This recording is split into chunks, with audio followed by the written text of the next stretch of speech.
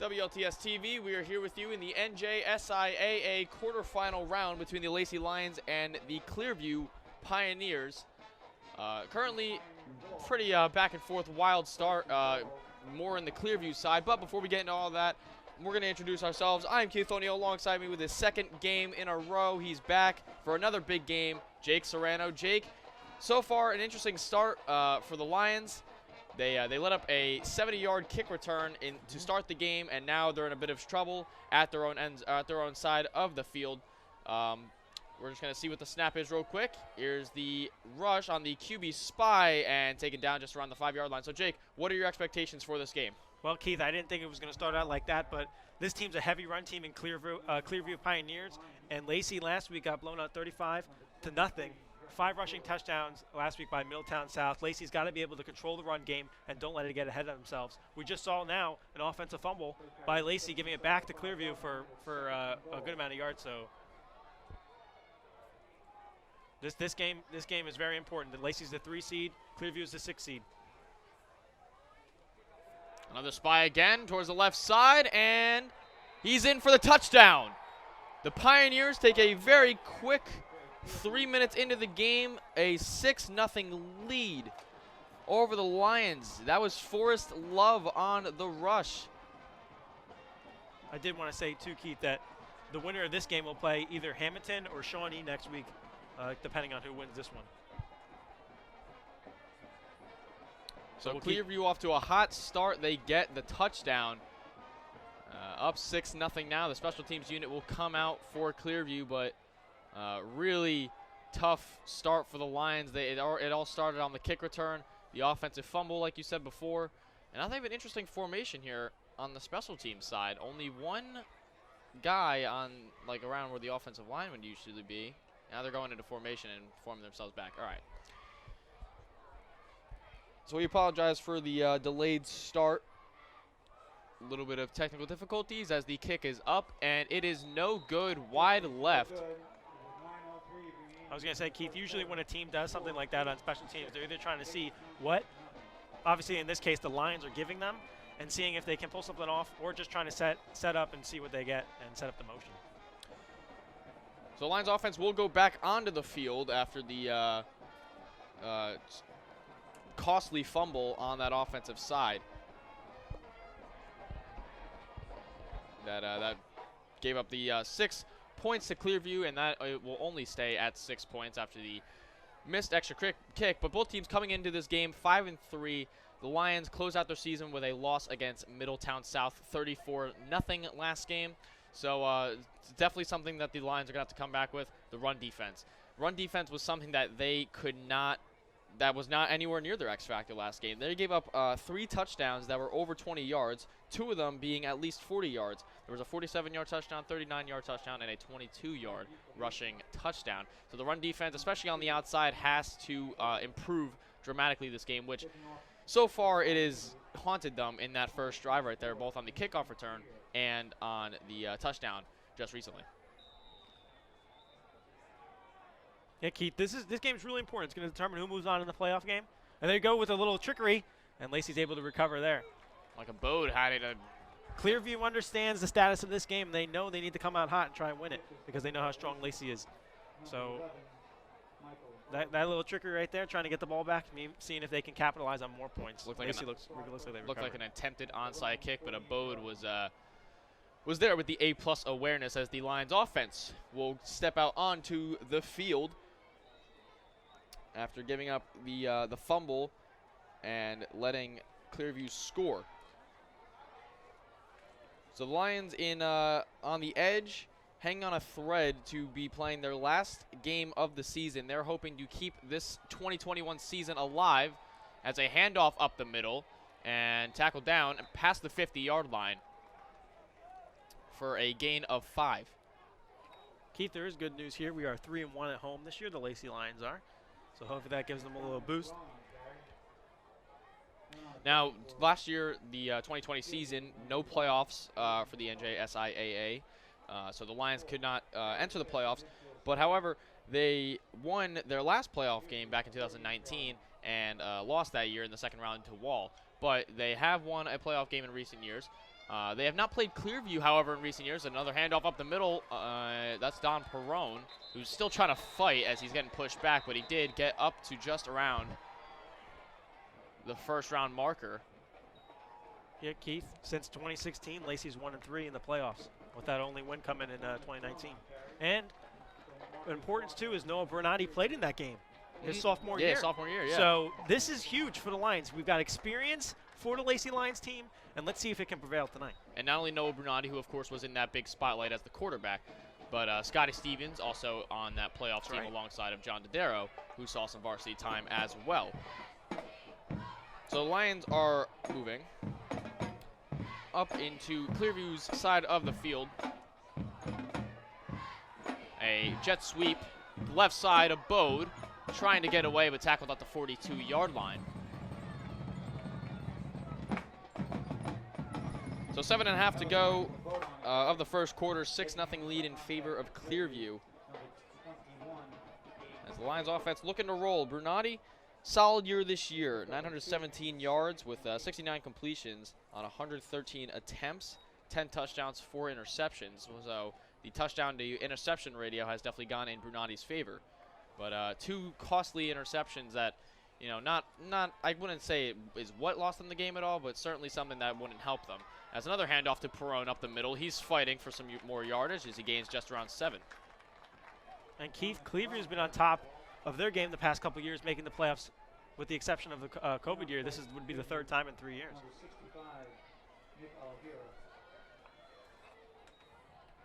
And last week they had a 21-13 win over Mainland, so they're red hot. And then in the last 2, and they just had 2 wins in a row, so they're coming in this one hot, 2-0.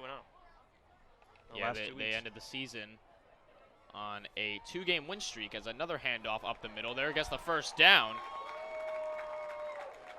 And tackled down. That was Don Perrone once again. So the chains will move once again for the Lions. They are gaining their good possession of play. So the fumble certainly costly, but looking like they could capitalize here on a very strong start once they got their redemption.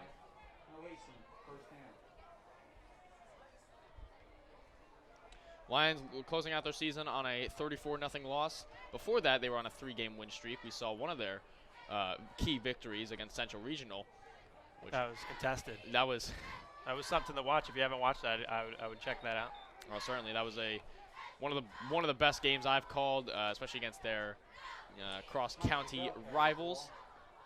And I like that. That ended Central's season on a 3-game losing skid, but Central got themselves the 4 seed. So the Lions still pushing up the field with the run game. Perrone has been the highlight of it, as Roselle got the carry the last time with 5.5 to go remaining of the first quarter. Bernardi ended the last game with 2 interceptions. He had 2 interceptions all year before that. An outside pass to Abode, who has the first down. Lacey's coming up with a good drive here, methodically working their way into the end zone. Hopefully they can capitalize on this one. Keith, as we said before, number 3 Lacey, 68th team ranked in New Jersey. Clearview, the 88th team ranked, 6th seed in this South Group 4. Traveling an hour and a half, 60 miles out to Lacey. That is far. To play in one of their fewer. Some of the first times they've met in recent years. Yeah, I can't recall the last time, at least when I was here, even if they've even played them in a couple of years. So Perrone trying to fight, but gets tackled behind the line of scrimmage. A lot of white and yellow jerseys that stuff Perrone behind the line of scrimmage. So that's a loss of a yard for the Lions. So Keith, one thing I found super interesting about this game, and something I found, was Lacey's averaging this season in every game 20 points per game, about. And the Pioneers are averaging about 17. So what kind of game are we going to expect tonight? Out of the scoring, it's going to be a heated contested match all game long. This fight for a playoff win. I feel like even though these stats represent a low-scoring game, I think we're in for a something cooking tonight. Bernardi's going to look to throw it, looking to the outside, and overthrown, attempted for Roselle. The Lions and the Pioneers, this is going to be a battle of the ground and pound game. Both teams are a very heavy rushing team. The Lions a little bit more in their favor, however, with the throwing side of it. They do have a mixed balance between the throwing side, but Clearview, a very heavy rushing team. I just said, or as we talked about before, 900, almost 1,000 yards rushing this year, and 352 throwing yards this year. So 9 rushing TDs too. Yes. So they're all in the ground game, ground and pound. And Bernardi had 917 throwing yards himself this season. So the Lions are able to bounce it up a little bit, but a very rush-heavy team are the Pioneers. So 3rd and long, a jet sweep to a Bode, left side. He found some blocks. There's a flag on the field, however, he's tackled down at the 5-yard line. Just short of the first down, but there is a flag on the field. As we are awaiting the call. This could be huge if it's on Lacey. They marked it down at the 10-yard line, or just around the 10-yard line. Move him out of field goal range. Looks like it's going to be holding. Holding on the line, so that'll move him right back. It's going to be killer, Keith. If they want to make a field goal, it's going to be even harder. And that's something, Jake, from the Central game that really costed them a couple touchdowns. Especially in the end zone. Yeah. A couple times. Right. I mean, of course, they came away with the victory 17-7 against Central, but 2 touchdowns that you costed right there off of costly mistakes on the offensive side. So this could be very costly for them right now, as it's 3rd and 20. Yeah, either they get in the end zone or they get a couple yards to try and get points on the board, because it's 3rd and 17 right now. Bernardi's got 2 to his right, 1 to his left. He's going to look to throw it, but he'll take it himself up the middle. He's got some blocks, however. He goes to the left side, and he's taken out at the 10-yard line. So Bernardi is certainly giving much more breathing room for the Lions, as maybe they stay on the field, or maybe we see these special teams come out. They're going to make the field goal. Looks like the special teams is coming out. So Bernardi helps them get the special teams unit out, and Huge. Jack Burrell, who has only missed 2 kicks this year, both of them were field goals, will look to put the Lions on the board here. Definitely send them back that penalty. The holding penalty, they were right in the end zone, right inside the 10-yard line. Send them back to 3rd and 17, but Bernardi able to get him a couple more yards and get him for a closer field goal. Let's see what Jack Burrell can do. 3:23 to go. Burrell has been automatic all year. We'll see if he can complete it this time, but a very botched kick as that goes wide right. Maybe got a bad toe on it. Maybe the ball wasn't handled well, but it is a really cold night, Keith. So yeah, it's certainly cold. Not too windy, but very chilly out. So maybe that goes against the Lions. But so far, a very quiet start for the Lions football team. I don't know if I have my stats wrong, Keith, but that would make him 1 of 3 on field goals this year. Yeah, he's not been extremely successful. He's missed 18 of 19 on the PATs, but on the field goals this year, this would make him 1 of 3. He missed 1 against Central last game. Once again, didn't really cost them too much, but certainly right now. Keith, that was a big drive. You know why? Because, listen, even though they attempted the field goal and got him closer to field goal range, they had a shot at the touchdown. The drive was moving the whole drive was moving all game long right there. And with the penalty, again, we've seen it again, right in the end zone, sets them back. And you're putting a lot of pressure on Jack Burrell right now to get the field goal in. Yes, he's done it a time and time again. And sometimes you just don't have it. And right there, they leave without points. Huge. Now Clearview's got it back, and on the last drive, they just scored a touchdown. So the Lions defense held them up pretty well in the first drive, as an attempted rush up the middle that was stuffed short on the line. I will say, Keith, though, despite the missed field goal, 5 out of the 8 games this year for the Lacey Lions have been a one-game possession. One-possession game. So they've really been keeping it close all year. And for the Pioneers, in the 3 losses they had, Keith, they were outscored 112-34. But, however, in the last 2 games, as you mentioned, the Pioneers have outscored their opponents 55-27. So the Clearview's on a hot roll. Lacey lost last week. Let's see if they can pull it together. There has only been 2 blowout losses for the Lions this year. As a handoff on the outside, the left side, breaking away down the sideline. It's a foot race between him and Tobia. He spins away, and he's tackled at the 35. What a rush right there. We saw it on the kickoff before.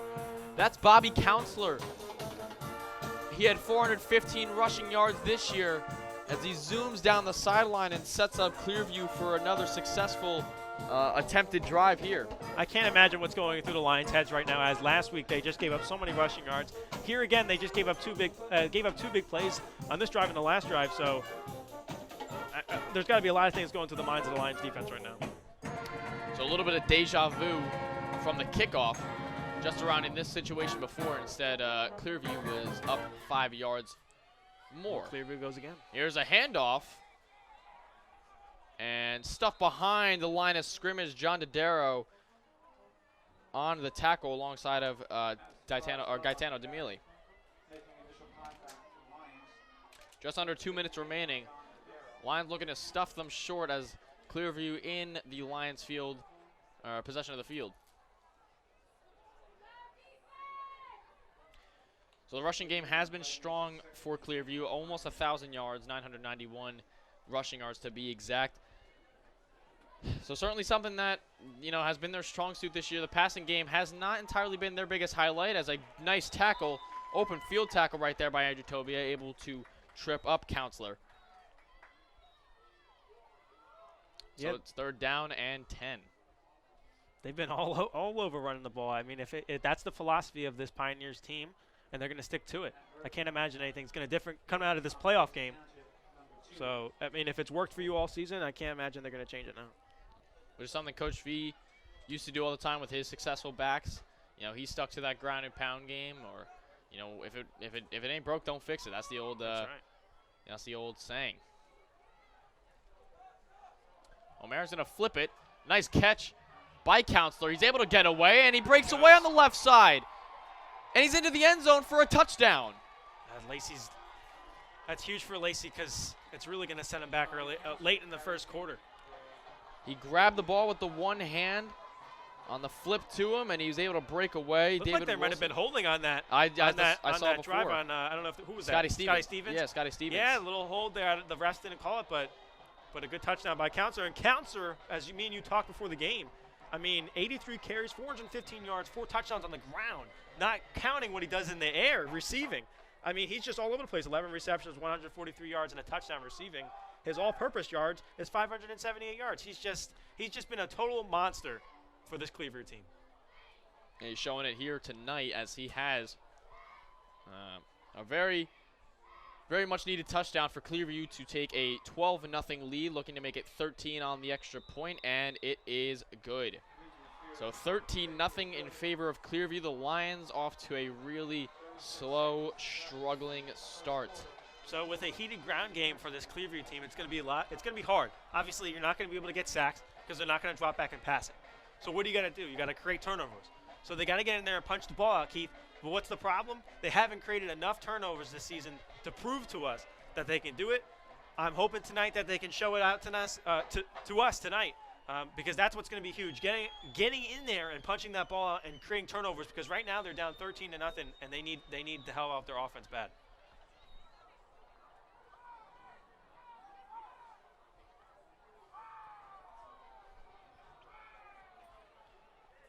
So a stalled drive for Lacey on the last one. Clearview just scored a touchdown. What do you think is going to happen on this drive, Keith? We have high expectations. What are we thinking?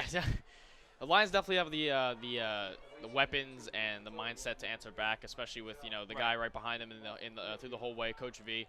So they definitely have that strong mindset to come back with this really defeating start, down 13-0. To start the game, but Clearview looks like they're finding answers. Clearview looks good right now. They absolutely do. As there's another squibbed onside kick, David Wilson. And I think Lacey's going to have to start preparing for that, because I think that's the way Clearview is going to kick their kicks. Might have to form everyone to that side, almost like an offensive. Get your receiver special teams out there. That's twice in a row. That's going to be costly if this gets tight in the end. One of those kicks, and if it's dropped at could really, you remember the Green Bay Packers versus Seattle game? Yeah, it could 2014. Could really change the effect of a game. So that's something that I expect Lacey to change either now or at halftime. But yeah, I expect nothing less. I expect another methodical drive downfield. Listen, Lacey had a really good drive last one. They were just stalled at the end by a holding penalty. So you just got to stay clean and stick to their guns. Vidal's going to quickly flip it to Abode on the left side, who can't get much as he's tripped up and tackled down by Ryan Vasali.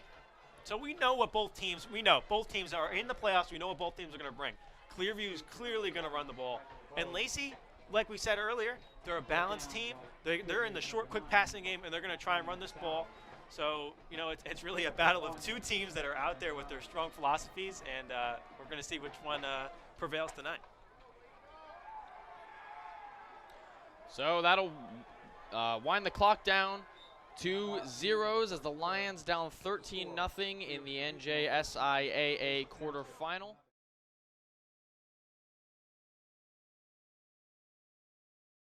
So that'll end the first quarter. Lions down 13-0. The Lions players want to talk about how they are going to prepare themselves for this game. We'll see it. It's sad. I've been playing with these guys for most of my life. I've been playing football for most of my life. So, this might be our last game. We're all going to put all we got onto the line to win and get a next game. The emotion's going to be high. In playoffs it's one and done, but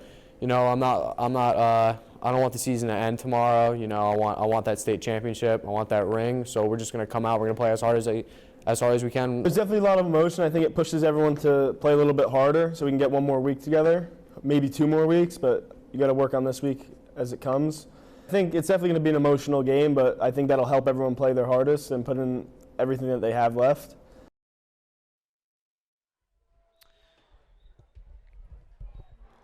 We are right back with you on WLTS TV as the Lions offense out on the field, looking to start the second quarter with a bang as the handoff up the middle by DeMille, just around 5 yards gained.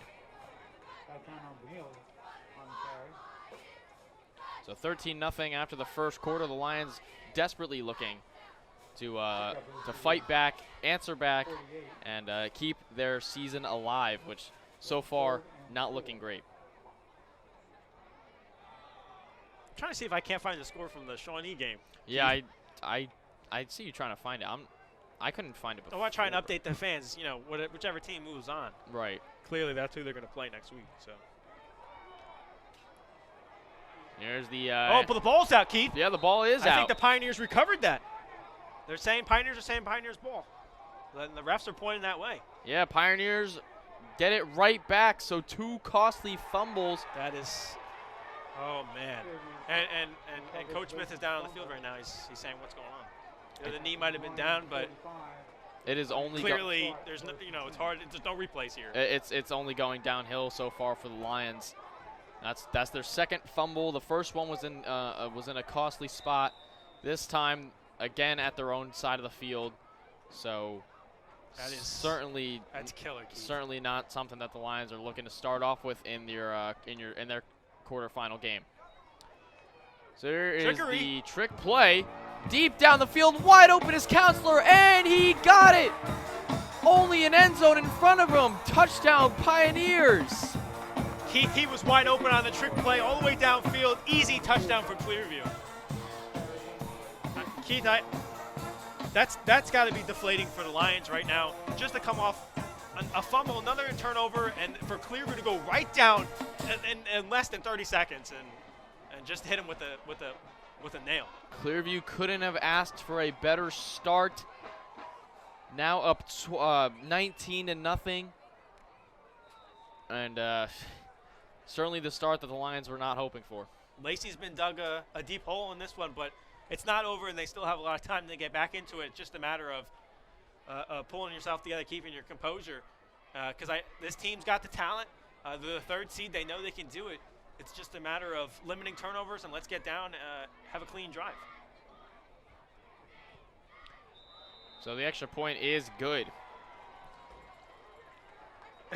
Keith, we when researching the Pioneers, we didn't see a lot of passing yards, a lot of passing touchdowns. Right there, hit him with the trickery. I knew it was going to come at one point or another because they've just been so heavy on the ground game. Hit him with the trick play and found him wide open down for the end zone touchdown. And I believe, Keith, that would be, what is that, 7 or 6 now fumble recoveries for the Pioneers this year. So they've been getting after it. And like I said, Lacey's got to make turnovers. Right now they're down 20-0. Okay, so turnovers are going to be huge for the defense. Even getting a third down is going to be really big. But just getting down, sticking to your guns here, getting down the field, moving methodically, having a clean drive, getting a score, getting some confidence as this second quarter rolls on. And the turnovers has been fairly, certainly on the Lions' side of success this year. Brunati didn't really throw too many touchdowns interceptions, I apologize, besides the 2 he threw last game against Middletown South. He only had 2 before that previously. And there really not a lot of fumbles you saw. So Lions' turnovers have been fairly susceptible this year. But so far tonight, two costly turnovers, as once again, the onside squibbed kick as Matt Kuhn was able to come up with it, and the Lions offense stepping right back out, hoping to answer back, being down 3 touchdowns. Not a good way to start the game. So here's your season stats. Brunati, 896 yards, 10 touchdowns. Scotty Stevens, 3 touchdowns on 18 yards, and the defensive side, almost 40 tackles, 5 of them being tackles for loss. Micah Bode, definitely one of your electric receivers, 323 reception yards, 6 touchdowns this year. Matt McClung, 2 touchdowns, 250 reception yards on 19 receptions. So those are your playmakers on the 2021 season, looking to make some noise tonight. A attempted pass for McClung, which is complete, and he's taken down at the 40-yard line. Since coming back, Matt McClung has certainly been a key addition to that Lions offensive side. He had that game-winning touchdown against Colts Neck back in Week 6, and certainly has made his statement this year coming back. He knows how he's confident in what he's capable of doing. Certainly one heck of a game changer. So Brunati's going to fake the handoff. He's going to look deep. Slings it down the field for McClung. It's tipped and batted down. Great defense by Matt Murphy, who got a hand in there covering McClung extremely well. I like the aggressive play call by Lacey right there. They got to get the yards. They got to get downfield. Got to take shots if you want to get out of this 20-0 hole. And I was going to say, too, Keith, rough start to a home playoff game that they haven't had in, about 2017, 2018, a couple years now. So it's really about just, as we saw before, McClung, he was fighting for those yards. He didn't get down for a little bit. So you just got to give him the extra effort right now, knowing that it's still early in the second quarter and that you still have a chance. So under 10.5 remaining. They're going to hand it off to Perrone up the middle, who can't get much, just only 1 yard gained, as Clearview's defense has been certainly the highlight of their success tonight, stopping the Lions and certainly stopping everything short. So it's 3rd and long for the Lions. Hey, listen, I don't remember exactly how far you said they were from. How far were they, Clearview, from here? An hour and a half, 60 miles out. Listen, they came to play. So give them all the credit in the world and give them a lot of respect.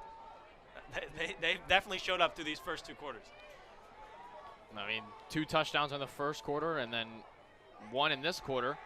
Brunati's going to look to throw it again. He's rolling out left side, and he'll just take it himself now. After taking a big hit, diving forward, we'll see if he got the first down. Lacey's looks like they're pointing yes. Let's see what the call is. So mobile and so quick. Brunati, he really can do it all. He has the arm for it. He has the accuracy. He's got the legs to do everything. And it looks like he may be just short of that first down, which he is. It's just around 4th and inches. Another important moment in a drive for the Lacey Lions. We've seen it a couple times this year. Now, I mean, you got to convert this just to, certainly make the game interesting. Stay alive. Yes, you have Stevens right behind you. And I mean, it may be 20-0, but this drive could easily change the game. Just in case if the Lions do get it, as whistles are blown. And the timeout is taken by Clearview. So we'll take our quick TV timeout. This is WLTS TV 21.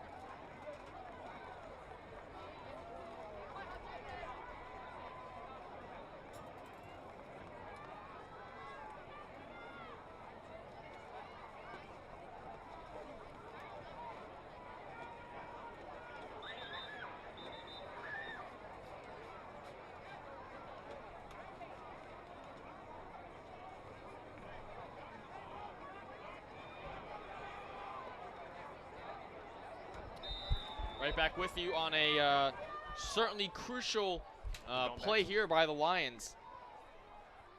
Right Nice. back to it, Keith. Yeah, you called it. Right back to him. And they got the push. Certainly. Hey, listen, like I just said, give it to your biggest boy out there to go pound it for that first down. But that's huge because it's going to keep the drive alive and give Lacey another chance at a score for a game right now that they're down 20 points. So it was certainly interesting to see if the Lions would go back to the play that they just ran with before the timeout was called, because, you know, just in case if Clearview was able to adjust to it and stop the Lions even short. pinch up the defensive line, get everyone in there. I'm surprised, and you know what? I'm actually pretty excited for that because that was cool. Run that play right up and pound it in there with Scotty Stevens. So certainly a much-needed first down that the Lions couldn't have asked for more. As Brunei is going to look to throw it. He's got a Bode, but he's going to flip it to Stevens, who makes the catch. Hit him with the waggle. At the 20-yard line. It almost looked like Stevens lost control of it, but was just able to hold on. Abode was open. I thought that's who he was initially aiming for. Abode was wide open, actually, but better safe than sorry, as you found Stevens just close to you. He might have just missed it when he goes back and looks at that one. He may be looking back at himself right there. But sometimes you just got to take the check down and get into a rhythm. Second and short. They're going to hand it off to Demili up the middle, who has just a little bit of room, as I believe he got the first down. Demili had a good game against Central. He rocked the whole stadium on that last the game-sealing touchdown against Central. So he have over 100 yards, right? Yeah. Yeah, he was. He rocked the stadium that night. Yeah, he had the infamous flexing picture as well, posted on Instagram and a lot of social media accounts, as the Lions won the rivalry, coming in as the underdogs this game. But tonight is a little bit favorable in the matchup against Clearview, but so far Clearview answering back. It's 20-0 with 7:40 to go. Brunei is going to hand it off again. Demili, who has a hole on the right side. He has one man to beat, and he's taken down at the 5-yard line. So Demili certainly propelling them closer and closer to the end zone, and the Lions are going to need a touchdown in every way they can. Lions definitely finding their groove here with Demili. Let's see if they hand it off to him again. And he was certainly the star of the show against Central. He also had a pass deflection after that touchdown, which stopped them on third down. Go 1st and 5. First and goal, and a much-needed touchdown the Lions are hoping for, as Brunei is going to take it himself. He can't get much, though, as he's taken back at the 7-yard line. A lot of white and gold jerseys wrapped around him, so Lions couldn't get much there.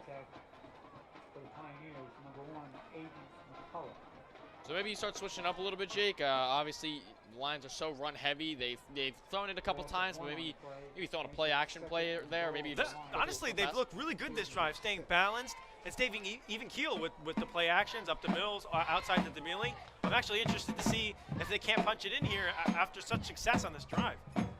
Here's a handoff to Demili up the again, middle. Here he goes pounding it, Keith. He's fighting as he's just short of the goal line, but just around the 1-yard line. Demili's giving all the effort out there right now. Kid's strong. He's a fast, elusive back. He's exactly what you need in this moment of the game, someone who's going to fight for yards, and especially being down with this big of a score, you need someone like that.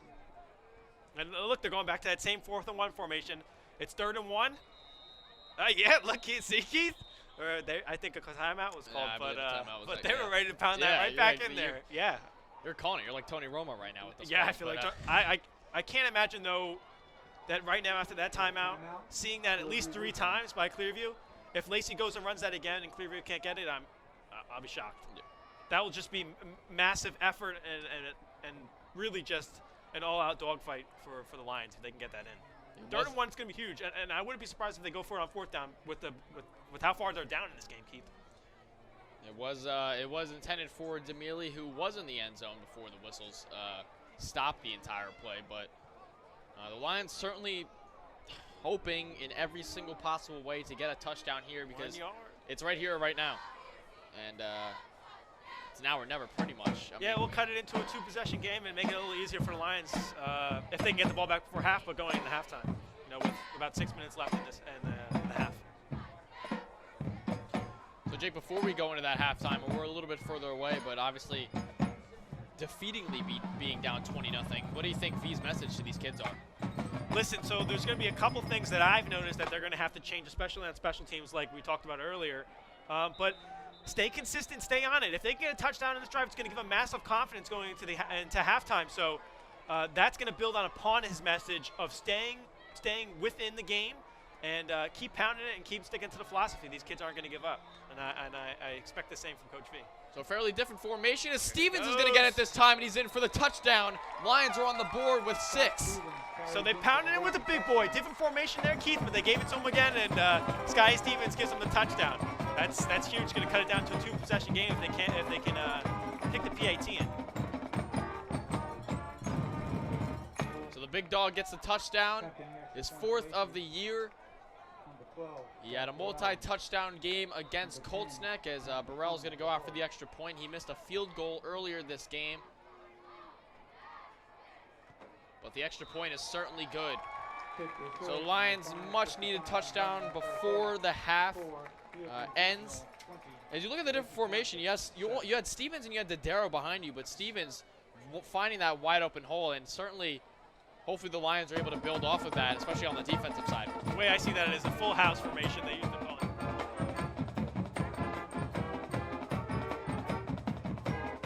Full house formation. Oh, I thought you were lower than that. No, I didn't mean oh. that. No, I didn't Yeah, mean they that. had the full house, and they call that giant, but that was cool. But yeah, listen, Keith, this is huge. It's not going to matter if the offense gets into a rhythm or not, which they did, which is perfect. This defense cannot let up another score going into half. It's just going to be super deflating, especially after the offense getting into rhythm right there. I think the offense can keep it going, but the defense has to show up, either get a 3rd and out or get a turnover. They cannot afford to let up points before half. Said it perfectly. I mean, before the half, if they don't let up a score before the half ends, 2 touchdowns in 2 quarters certainly is possible, especially with this team. A lot of people around know. I mean, Jersey Sports Zone knows it. The Shore Sports Network. They say this Lions team, they're a different built team this year. They have so much confidence in each other and in themselves to the point where they can really make a lot of things happen. And it just depends on what Lions team shows out. You know, there's a Lions team that we saw against Middletown South who, you know, maybe a little bit of an excuse on their way with not being able to deal with the weather, as a kick that stays on the ground at the 20-yard line and picked up after a big hit and tackled down at the 30-yard line. That's Ryan Vasali on the pickup. He picked it up at the 20, brought it to the 30. I really think on this drive, Keith, and I know how huge it is right now for the defense, and especially the last drive for the offense. But the way you got to play it is you got to forget what happened on those last couple of drives for the defense, and you got to move forward. But on the other end, you can't forget, too. You know your offense is down. You know they need the help. You know you need to score points. You got to get the turnover. You got to punch the ball out, get the 3rd and out. So it's really a matter of a mental balance right now. But the Lions really need to move past what happened and look forward to really helping out their offense right now, getting a huge stop. So something to point out, too, certainly a good idea to keep that kick on the ground, because the kickoff to start the game was just around 70 yards gain, as a handoff to Counselor, who gets 9 yards, as he's been really stealing the show tonight. Yeah, one thing I was going to say, Keith, is these outside zone runs are killing the Lions right now. And for some reason, I'm not down on the field right now, but for some reason that the Lions just can't get a hold of it. And if they don't stop them here, Keith, I'm not really sure where this game's going to go into half. It's certainly something that the Lions really couldn't figure out this entire year, was the fact that those outside runs just really costing them a lot of points and a lot of those losses because of that outside run. But a 1st down gain by Clearview, just around the 43-yard line. And you asked me before, what is Coach V going to say? Well, also on to that point, the halftime adjustments are going to be huge for this team, because if this lets up in the second half, Keith, I don't really know where this game's going to go. Certainly not. It's certainly going to be very, very hard to come back. But we saw it against Middletown North. The Lions, they made some strong comebacks this year. So I mean, certainly you can't count them out at all in a lot of ways, but another huge rush that gets them 9. Clearview rolling down the field like it's nothing, as the Lions' run defense certainly has no answer. Clearview really came and showed the play. I mean, just right there, that hard running, hard pound running, he could have went down easily, and he stayed up and kept pounding it. They look like they're ready to go in before half, Keith. They look like they're going to try and score again. And they have time to do it. 4 minutes ticking down, just at midfield. 4 minutes to go. So another handoff. They got the first down, definitely. Really, Keith, I really am harping on it right now. When they gang tackle like that, you got to punch the ball. Punch it out right now, because 3 minutes left, they go in. Keith, it's going to be killer. That's like the best time to punch the ball out right there. Just get a straight jab at it. Is when you get a gang tackle like that, everyone's around them. I mean, right there, the ball's right in, just give it a sock. So they teach that all the time in practice. Yeah, so you know more than me. They really do. I remember they tout that all the time in practice, especially on runaway plays when someone be running with the ball loose, you go in and smack it, and it completely, deboggles the play. But that's going to be where it's going to be. Where are the turnovers, and how can they help out the offense? Another handoff to Counselor again up the middle. Only an end zone in front of him. He's got his third of the game. Got a flag. There is a flag down on the there's 2 flags down on the field, but Counselor, if it's not on the Clearview side. Coach Smith's pointing back. He's saying they're going back. It might be on the Pioneers here. Lacey might be getting a break. But if it's not on the Pioneers side, that's a hat trick. Personal foul on the offensive side.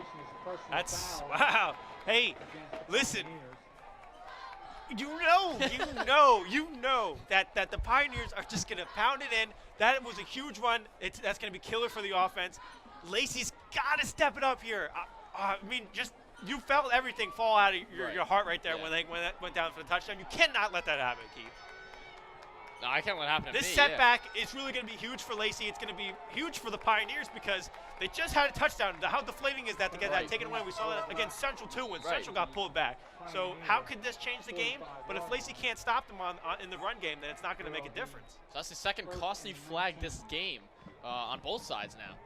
One of them on Clearview, one of them on Lacey. Lacey was down at just around the 10-yard line, and a flag thrown back. Oh, absolutely. And on costly mistakes, a personal foul. That's something that's gonna, if it does, go against your will, it's gonna harp on you for the game. First and 19, Keith. I mean, this is a perfect opportunity to at least with a couple minutes left try and get the offense back on the field. Yeah, 3.5 to go.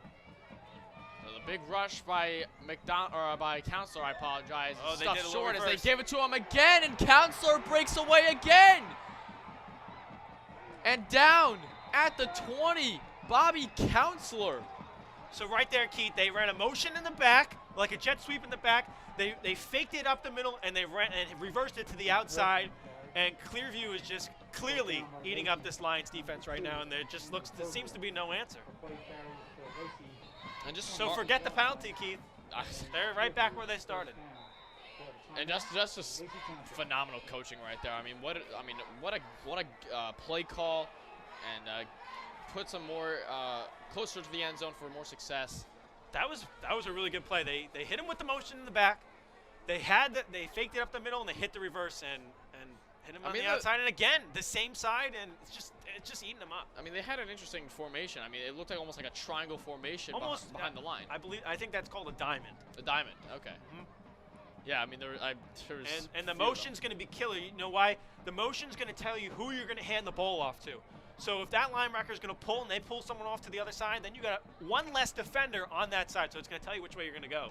And if you get that shift, which is what happened, Clearview obviously saw and they went down the field. And it's certainly just such a big mind boggle because the Lions' rush game was so weak on that outside. So on the defensive side, they're probably thinking, okay, they're going to rush outside. That's our weak point. So they're going to try and rush outside, and that's clearly what that motion's looking. Then they just completely bamboozle you, and they're up the middle, and they're already at the 20-yard line. I mean, we're seeing it ourselves from here, but we're not on the field, so it's hard to think what's exactly going on as a player on the field because they're seeing it. Right. But I mean, Clearview, and I don't know how many times I'm going to say it, but it's just killer, Keith. The outside runs in this game have just been ridiculous.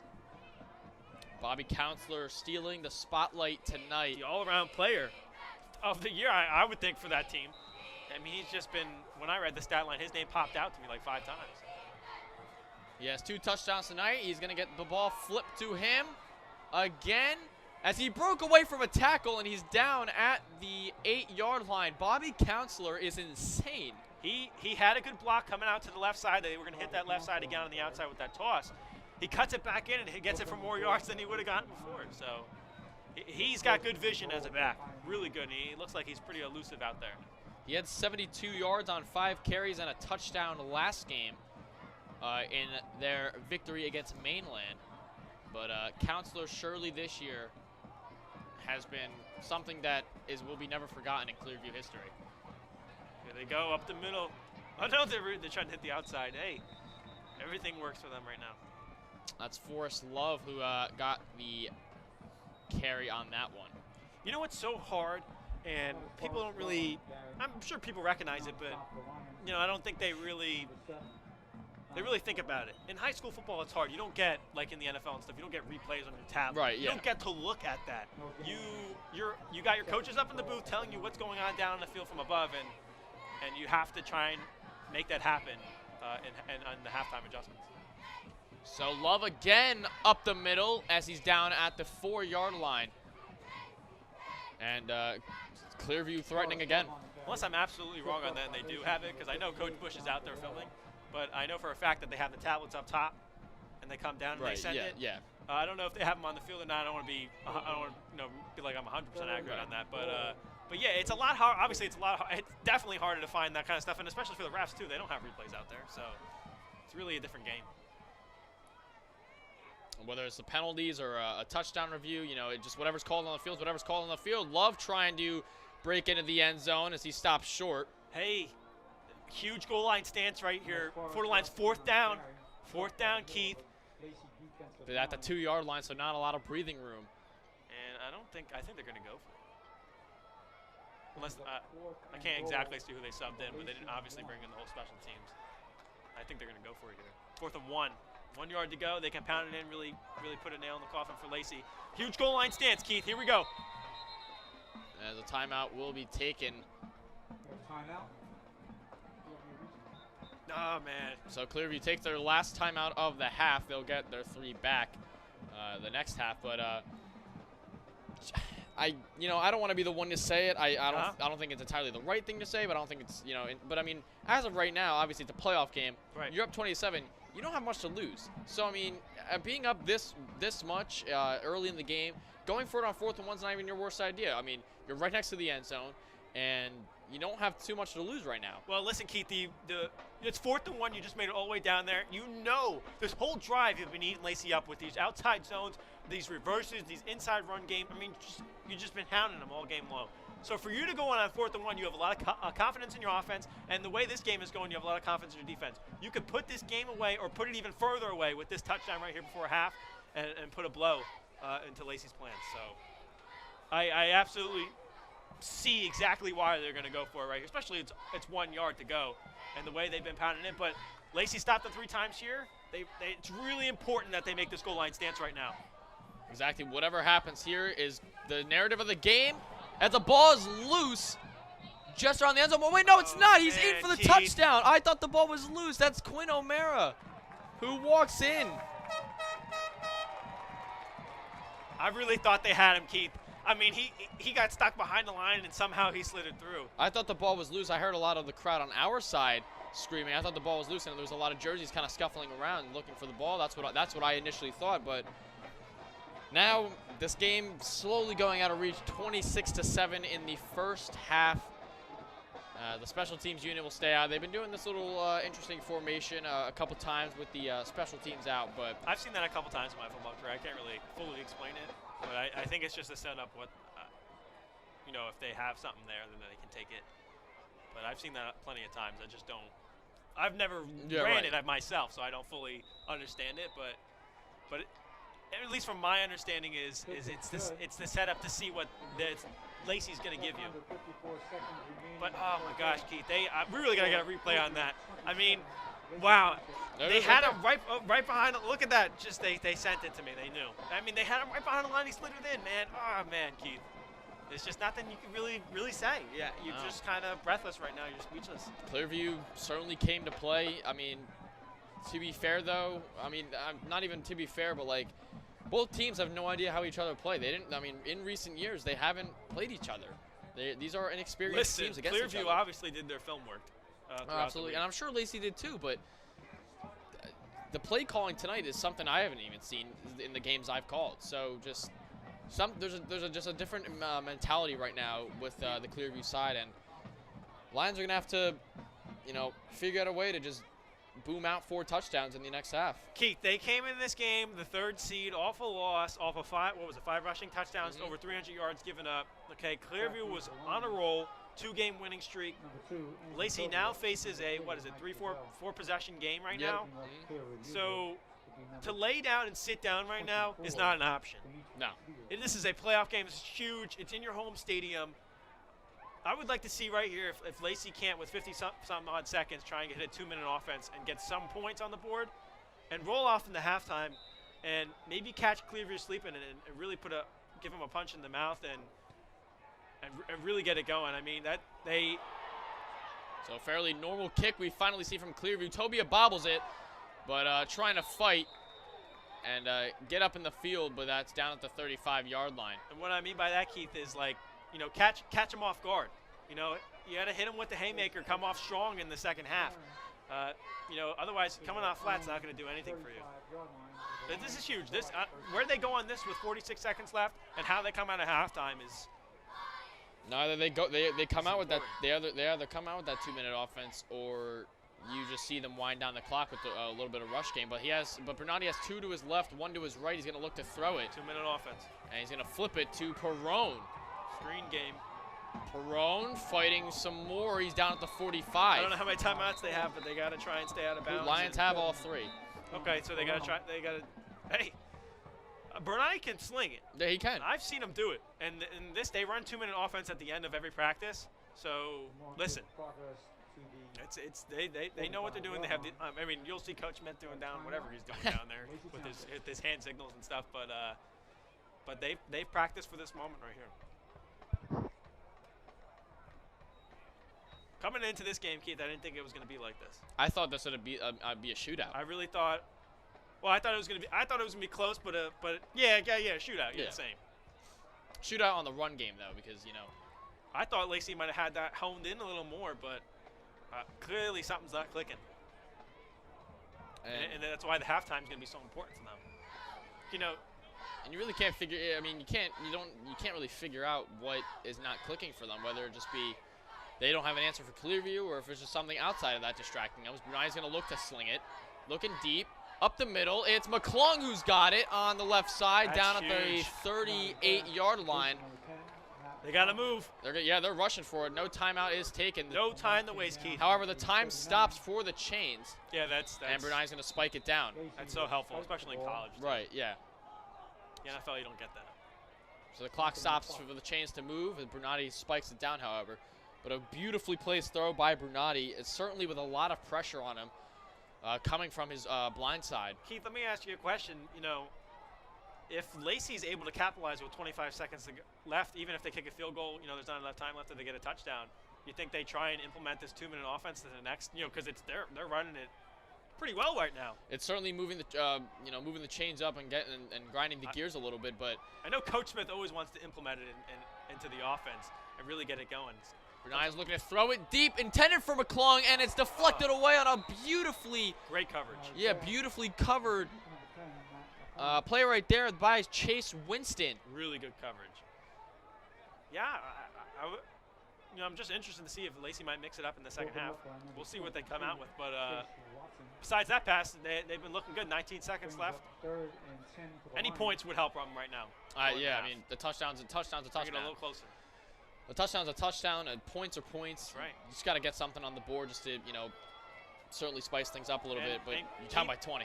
Keith, I don't want to make it seem like a big deal, but now that missed field goal earlier in the game is looking like, that's a missed opportunity right there. It was deflected away on the intended pass. Looked like it was Anthony Izzo. So it's 4th down for the Lions. 16 seconds left of the second half. Yeah, I mean, you have to go for it. Maybe we see a little Hail Mary. Who knows? Maybe, I don't know. 16 seconds. Either it's the first. I could see them trying to get the first down, or just totally going for it. But 16 seconds, 10 yards to go. Yeah. They could run at least 3 more plays out of this. So if they can get the first, we'll see what happens. Yeah, they're probably going to intend for the first unless they just want to gun it. Who knows? I was kind of just joking a little bit on the Hail Mary. It's so hard. I can't imagine going right into a 2-minute offense for Bronny to throw it again and again and again. I know he's a quarterback, but to get into a rhythm right now is. Let's see if he can do it. He's looking to throw it. He's in trouble, however, and taken down. Just trying to get the ball away. Brunati had nowhere to go, and the Lions fail to score again. Deflating, Keith. Brunati a little shaken up, walking off on the sidelines. It's colder too, makes things hurt a lot more. Right? Yeah. I play baseball, and the sting on swinging the bat and the ring down your hand. I mean, everything in the cold, it messes you up. It does. So that could be something that's in the Lions' heads right now, just that freezing cold weather. As I was saying before, it's hard to get in a rhythm if you're a quarterback that, I know Brunati's been great all season, and for the 4 years he's been here, he's been great. But on a cold night like this, and the way they're down and the way you're trying to score, sometimes it's just tough to get into a rhythm as a quarterback and try and get your way back in, especially when you haven't thrown it a whole bunch in a row. So they're going to need to take it in the half. But anything you've seen from this half, Keith? I mean, we've seen a lot. I mean, you've seen a lot. The defensive side certainly has been weak. The Lions, I mean, not only that, but the Lions' offensive side has been a big struggle in this first half. Not being able to convert their first downs. The one penalty in the red zone before, that costed them. The run game hasn't been all that successful yet. The pass game has also not been successful. So going into the next half, they have to figure something out. The one bright spot for this Lions team in this halftime was Demili, really pounding it, and Scotty Stevens getting in that one drive. So it's going to be a matter of how can you implement that in the second half. And for the defense, you have to tighten up, and you have to get rid of these kinks that are killing you right now. You're down 27-7. They just got to pick it up and make some serious halftime adjustments. So we will go to halftime as we will see the cheerleading team go out on the field and do their halftime performance alongside with the 30 years, Keith? Celebrating 30 years. That's great. Celebrating 30 years. Yeah. So we'll see the marching band and the cheerleaders perform their halftime show. Lions down 27-7. We'll be right back with you at the start of the second half.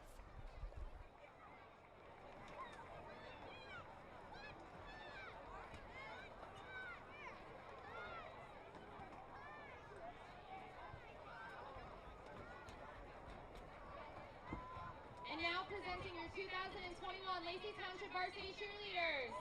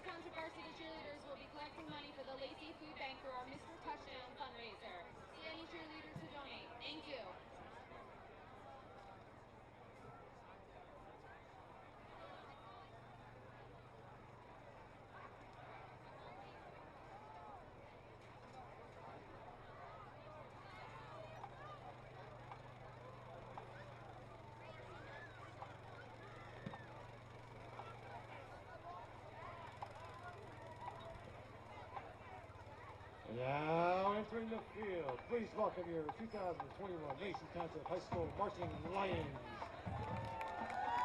The Marching Lions are being led out to the field by senior drum majors Cameron Callis and junior drum major David Murphy.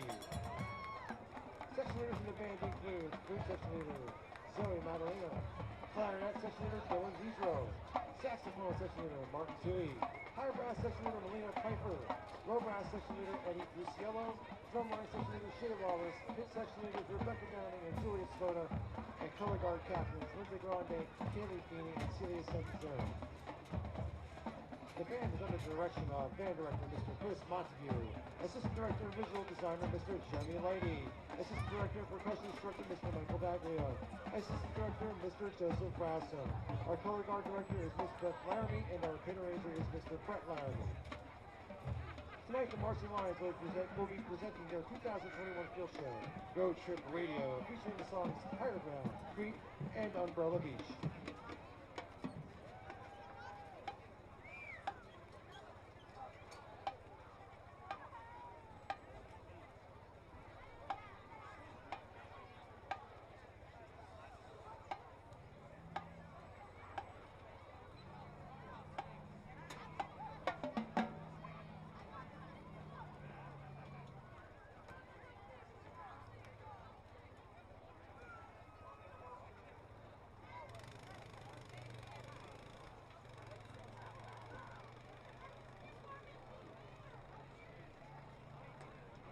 Drum majors Cameron Callis and David Murphy, is your band ready?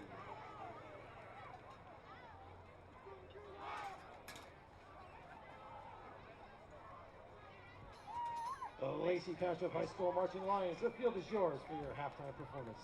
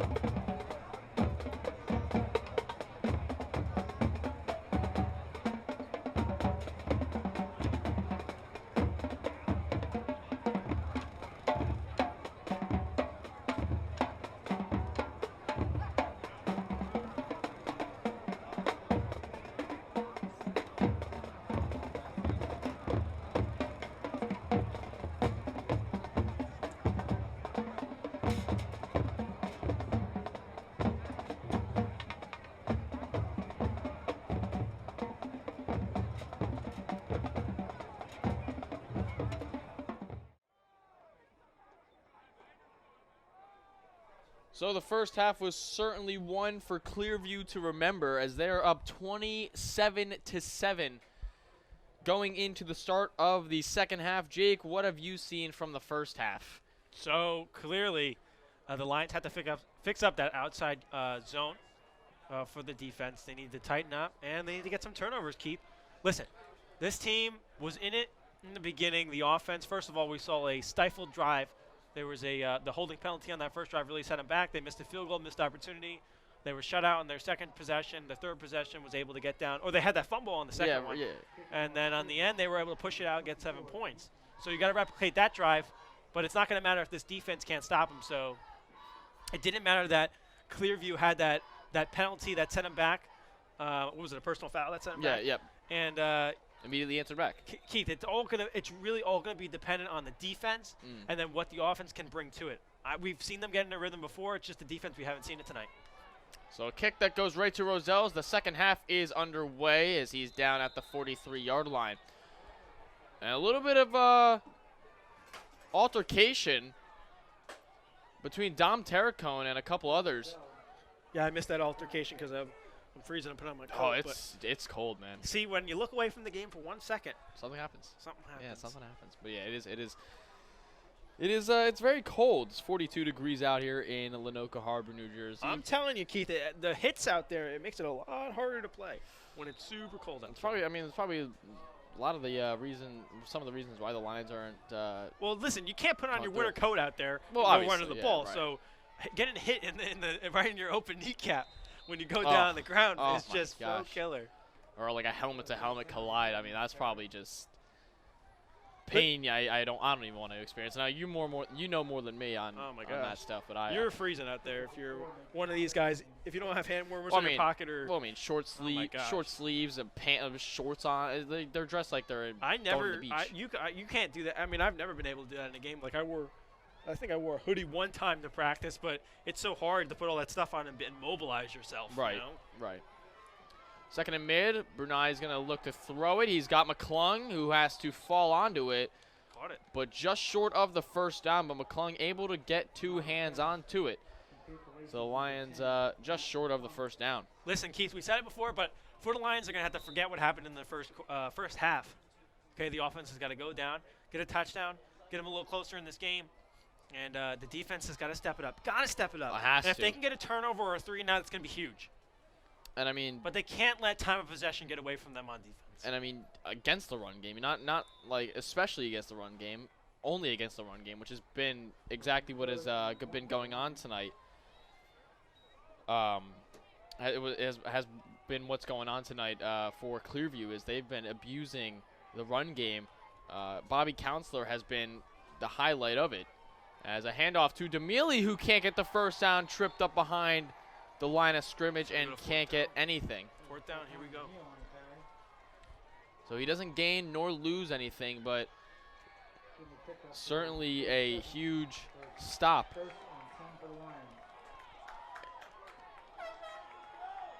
Another huge possession. So wait, it appears the chains move. So did Demili cross? I thought he. Looks like they gave it to him. So I guess they. First and 10. All right. Well, I was completely fooled right there. All right. So Demili got the first down. Nice. Cool for him. 10:15 to go. Lions down 20, needing a touchdown in the worst way possible. Demili up the middle. Remember what I said before half. What worked on that drive where you got the touchdown? Pounding it up the middle. Demili really pounding it, and Sky Stevens going up the middle. So they're trying to replicate, get into a rhythm what they had before. And listen, it's working right now. Demili looks like the hardest runner out there right now. I mean, he's digging it. He is just grinding for those yards. I mean, the first couple weeks this year, very quiet on the run game side. Certainly on the defensive side, he's been an X factor, but on the run game side, it was mostly Perone who was stealing the show. But now Demili, these past couple weeks, has certainly been an X factor as Roselle able to break away now. And he got the first down as well, so the Lions really cooking down at the 20-yard line in the second half so far, off to a bang for the Lions. Remember what I said, Keith, before halftime. You have to come out strong. You can't come out flat. Put a dagger right in the middle of this first half and this third quarter. You got to set the tone for yourself. Set the tone, get into a rhythm, and hopefully this defense shows up. At the 20-yard line, Lions threatening in the red zone. Brunati is going to hand it off to Roselle, who just gets 2 yards down at the 18-yard line. So yeah, Jake, you can't hold back on anything. Just pound. You really have nothing. Well, I don't want to say it like that, but you really have 27-7. you don't have anything to lose in the sense of As of right now, you need like, to put all of it out there to get up to, to make this game even closer. Right, that- So, like all cards are on the table right now for the Yeah. Lions. I know what you're saying because I was saying that before when Clearview went for it on 4th down as a handoff again to Demili, who tries to go for the outside, but a big tackle by Aiden McCullough. And Lions just got to keep it clean here. Looks like we got a limp. yeah, limping off the field. Brennan Subsea, who's struggling to walk off the field right now. As Ryan Preston is going to check in on the offensive line side now. Third and Brennan Subsea, I mean, that's a fairly big loss right there on that Lions offensive line as he Absolutely, yeah. stumbled off the field.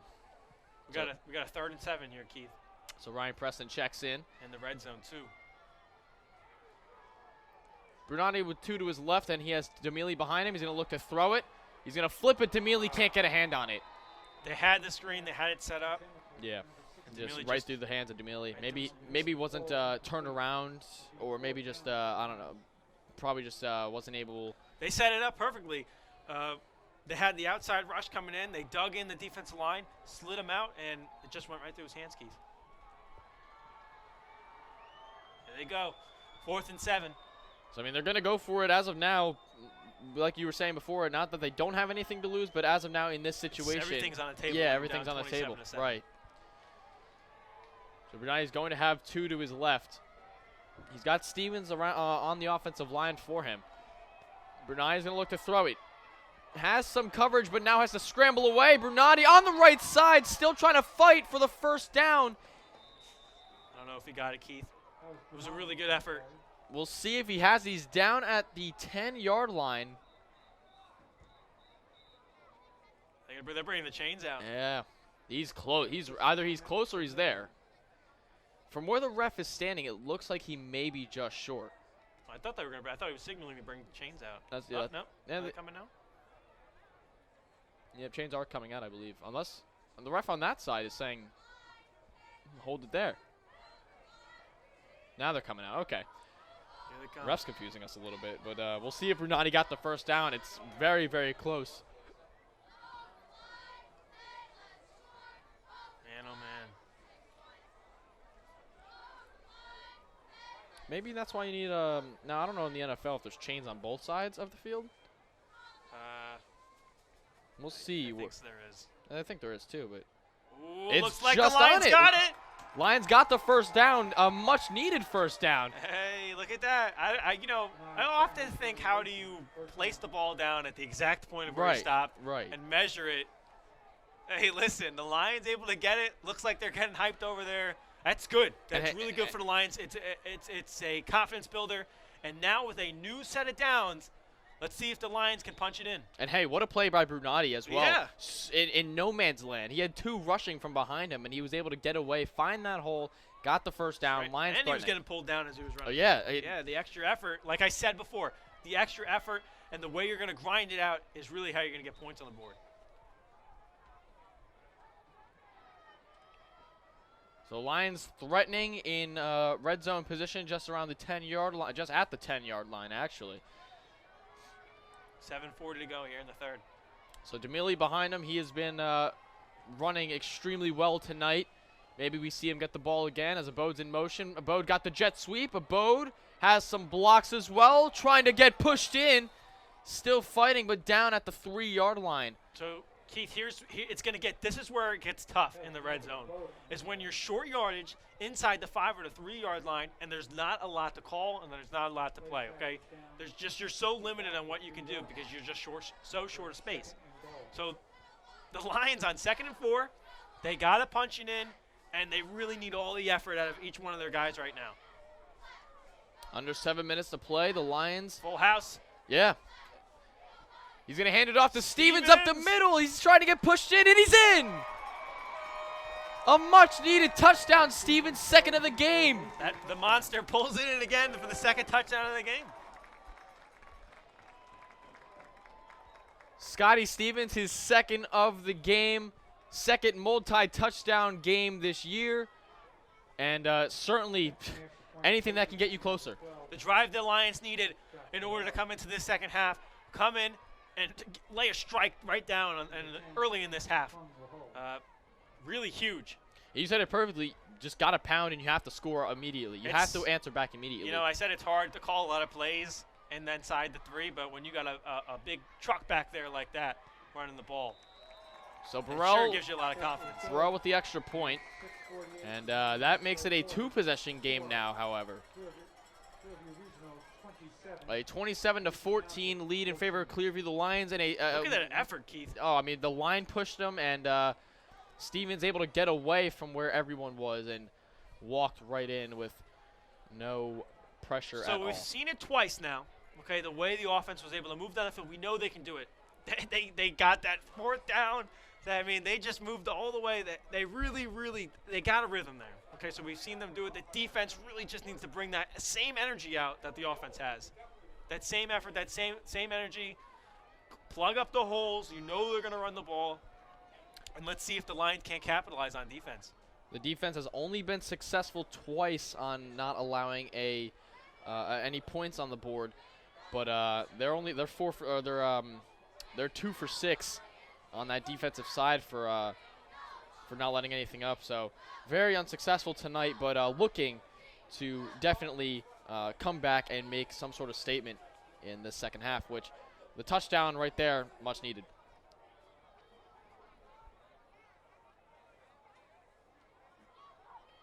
A third out or a turnover, really anything's going to help this defense right now. So Burrell on the kickoff. He is 2 for 2 on extra points tonight. Missed a field goal earlier, but will kick it off back to Clearview's side, and the Lions defense looking to try and hold them as the ball was loose and falling on it and just laying on it. From the way he was going to kick that ball, I really had a sense that it was going to be a non-sider for some reason. That's what I thought too, but it did stay on the ground. Riley Burns recovered it. So all right, it's up. It's the faith of this team is in the hands of the defense right now. They hold the keys to really getting down in this game and making it close. And that's what a lot of these games have been, Jake, was how the defense is going to step up and how the defense is going to manage themselves late in the game. Late in the game, yeah, capitalize and fix themselves late in the game.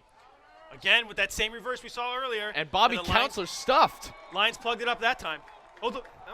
I thought the ball came out. I thought so too. Yeah, I saw Terracombe pick it up. That same play we saw earlier with the sweep and the reverse. Right.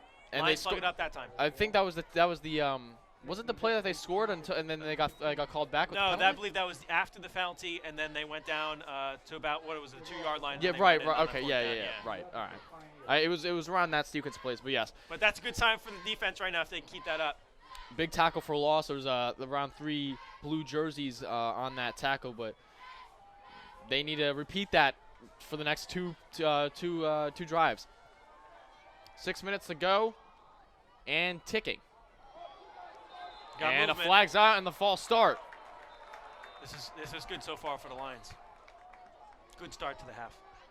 I heard everyone in the crowd starting to be like, whoa, hold on, and you pointed out this movement, so a false start, draws them back 5. Now as a player, you're starting to feel it a little bit. You got a touchdown. There's a false start. You plug them up on that one play. 2nd and 16 now. You're feeling it a little bit. You got to keep that same energy. Keep your head in. Don't get too ahead of yourself. But now is the time to capitalize and get your offense back on the field. Right. 2nd and 16. Remember that first and whatever it was, 17 after that personal foul. I mean, yeah, anything they let it up. Yeah. So this is important for them.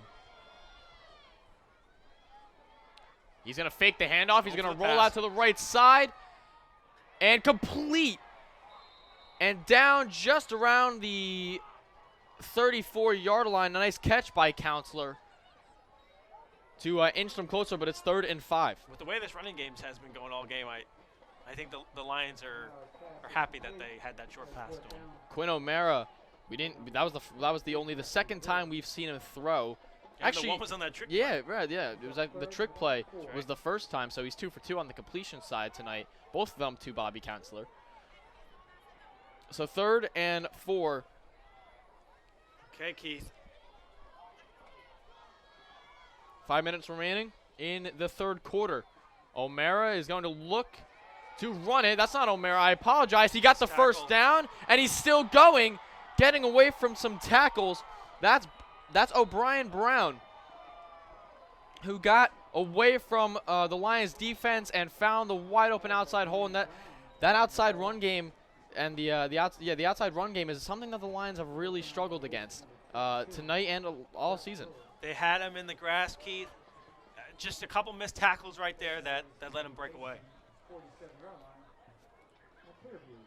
And now how do the Lions, find a way to execute back? They're sticking with that run game. You can clearly see it. It's pretty much what it's been all game tonight. And they just pulled the trickery up the middle, but not much gained right there. You got to stick to your assignments if you're a defensive outside linebacker or an outside end, especially if you're a corner too. You got to get out there and make the tackle. The missed tackles on the last play just killed them. Stick to your assignments, get off the blocks, and don't let it get away from you. There's really not much you can do, No, Keith. no. It's so simplified out there. You really just have to hone in on your assignment. So O'Mara has been certainly running the ball a lot. He's going to Pass. quickly screen pass on the right side and tripped up Ryan Vasali on that right side, and it's 3rd and long. So now for the Lions on a 3rd and long, it gets tricky because this run game's been killing you all game, and now we've just seen out of the whole game, this is the most passing we've seen from this team out of the whole game, in just right? one drive, yeah. So, if you're the Lions, you're stacking everyone up in the box to stop the run game. Okay, so who's left if they take a deep shot downfield? So your corner's got to be the corners. The defensive backs for the Lions right now have to be stout. A handoff up the middle and stuffed short of the first down. Yeah, I don't think he got it. No, he's not. He's just around like 3 yards short of it. I would not be surprised if they just go for it, Keith. That's Vincenzo Gramaglia. I apologize.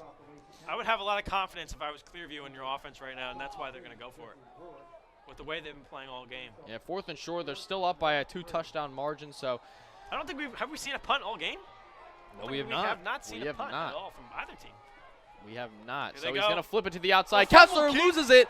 Luca's going to have to chase after him. Counselor in trouble, and a big break for the Lions.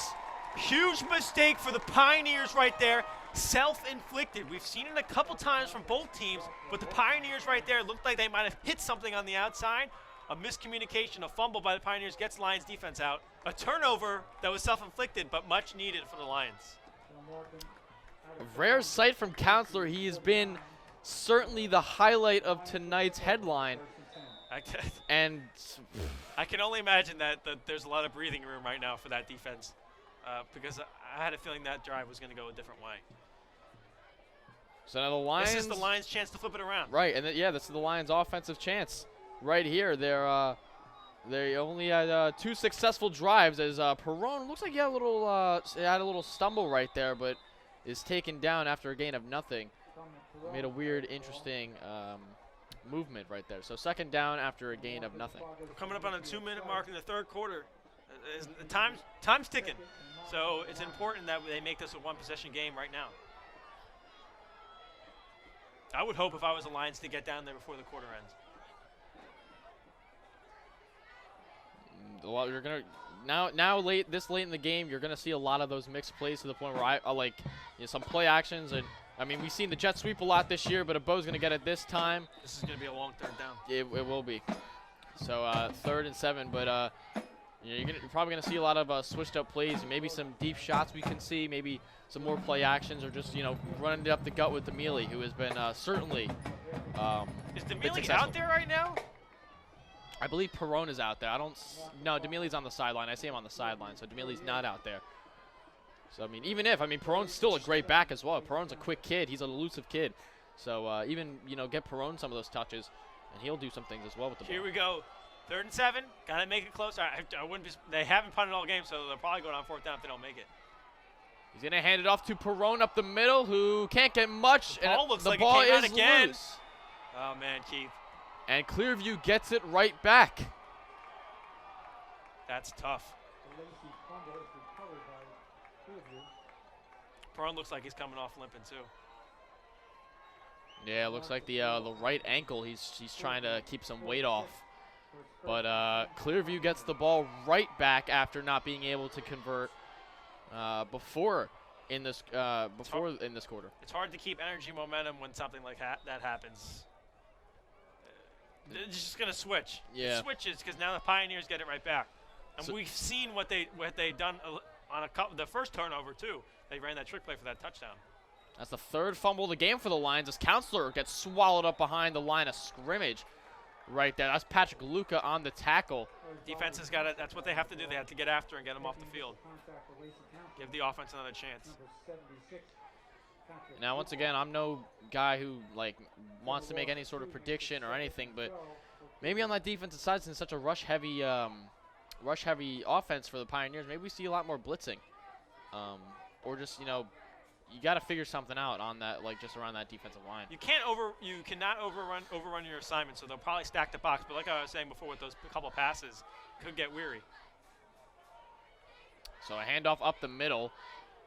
And going back to pretty much where they started, and it's now 3rd and 10. It's a flag. And the flag down. I think it's going to be a personal foul. Maybe on sportsmanlike conduct or one of the two. Yeah, I one think of those. something happened down there, and that's going to move the Pioneers back. Let's see what the call is. There's a flag on a play. We'll see what it is. It's personal. It's personal foul on the Pioneers, so that'll draw them back. Jake, there's another one of those penalties. They had that's their second personal foul today, or tonight in the game. One of them drew them back. They wind up scoring, but this time again they had something maybe cooking a little bit. It was 3rd and 10. Now it's going to be drawn all the way back to 3rd and 20. A stop here is really important, obviously, because to get your offense back on. We've seen what Clearview's been able to do. That's probably going to go in the 4th quarter, but we've seen what Clearview's been able to do off the penalty and off a long drive. We haven't seen a punt yet. It's really a toss-up, Keith. If I were Lacey, I'd really be ball hawking right now. And that's how the 3rd quarter ends off the unsportsmanlike conduct penalty, or I apologize, the personal foul penalty that drew him back 20 yards. All right, 20 yards. So 4th quarter's coming. The Lions season on the line. 12 minutes left of the game. The defense desperately needing to hold up right here. The offense, unfortunately, could not convert again on their last drive. So 4th quarter, something's got to change. Another turnover. And Lacey can't afford these because, listen, you're down 2 possessions right now. And you got a turnover from the Pioneers. So for you to give it up, that's detrimental. Still no score update from the Shawnee-Hamilton game, so we'll try and keep you updated on that if we can get it. As one of these teams, whoever wins tonight will be facing one of them, so on the next round of the playoffs. Fortunately, I cannot seem to get the score.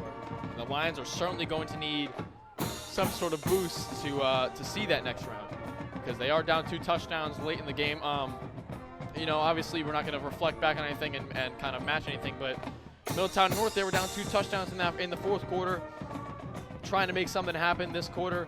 And before earlier in this game, an extra point was missed. So if the Lions do come away with 2 touchdowns and hold the Pioneers to nothing, that extra point haunts them.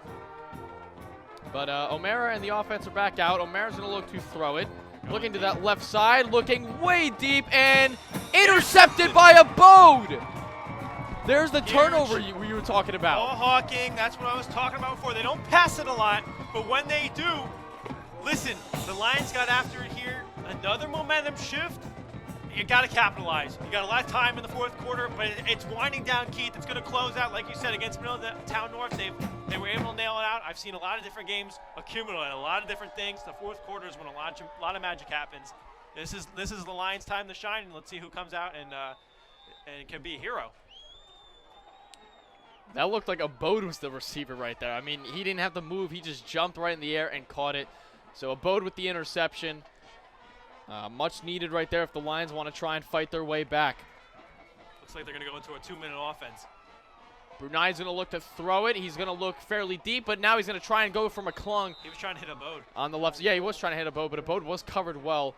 But McClung couldn't get a hand on it. He may have been out of bounds even if he was able to grab it. But An incomplete pass. It's 2nd and long.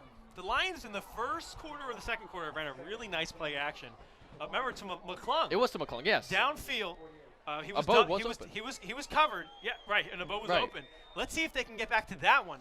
That was interesting. I wonder if they'll come back to that. They had McClung downfield. It was good coverage. But, with the way their run game's been going, and is Demille in right now? And the way that Scotty Stevens has been pounding it, that could be an interesting play. They're going to hand it off to Demille, who's trying to get some room but can't get much. It's 3rd and long. Maybe we don't really see too much of Perrone. He was limping off the field towards the end of the 3rd quarter on that fumble before. And Perrone is on the sideline. It looks like he's not, or he looks like he's better. But certainly you can't guarantee. 3rd and 8, one of the things we haven't talked about yet, but it definitely has been a killer for the Lions, is long 3rd down and long 4th down possessions.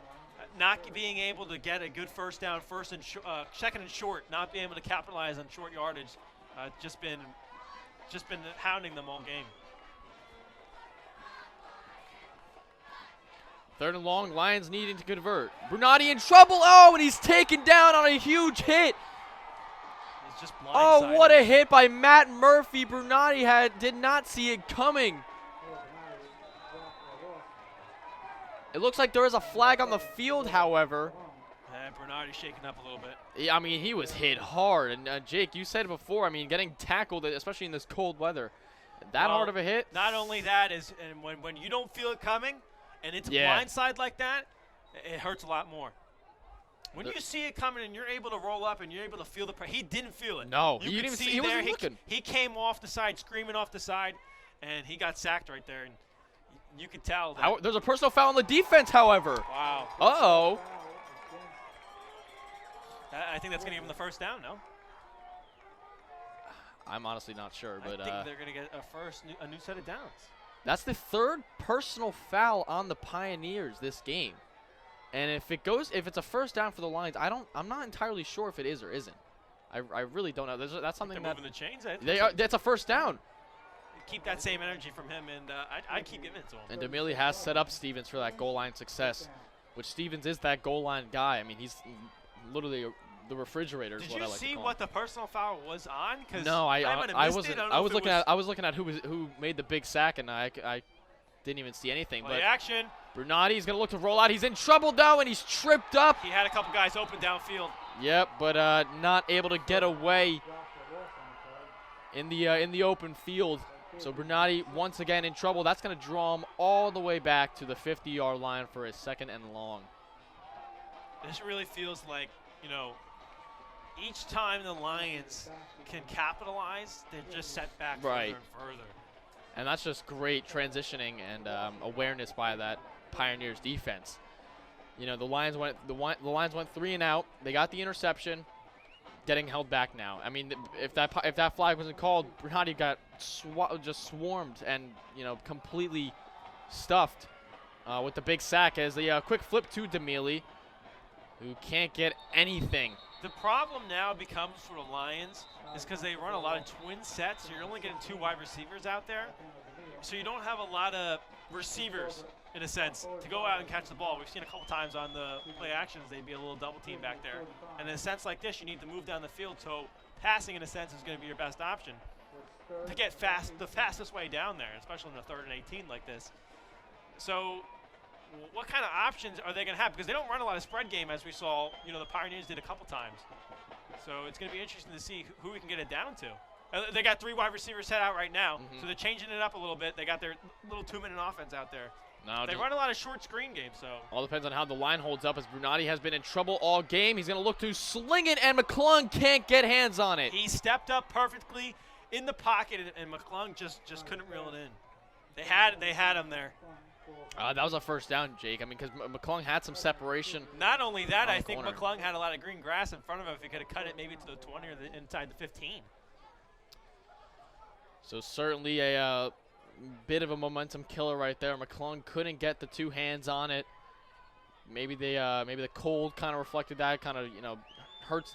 It's kind of stops you a little bit from closing your hands. The ball's probably rock solid. Oh my God! It probably feels like an ice cube just getting chucked at you, like an ice glacier. Yeah, once your fingers start, honing up, if that ball comes through, you can honestly sprain or break a finger. So another 3-receiver set for the Lions. Brunati's going to have to throw it. He heaves it to the left side, but That's out. nowhere. He had a couple guys out there. Who was that intended to? And McClung again. yeah. Yeah, just couldn't connect, and that's really deflating. That's, you know what, Keith? That's just the way that this game's been going the whole time. Is a little bit of a back and forth for the Lions on their own inside battle with themselves.